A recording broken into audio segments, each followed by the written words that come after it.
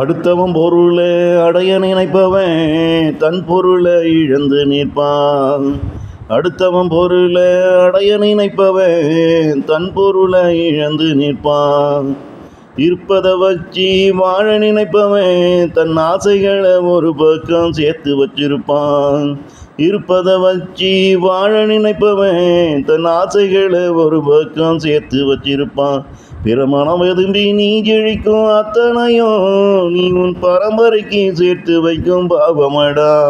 பிற மனம் விரும்பி நீ ஜெயிக்கும் அத்தனையும் நீ உன் பரம்பரைக்கு சேர்த்து வைக்கும் பாவமடா.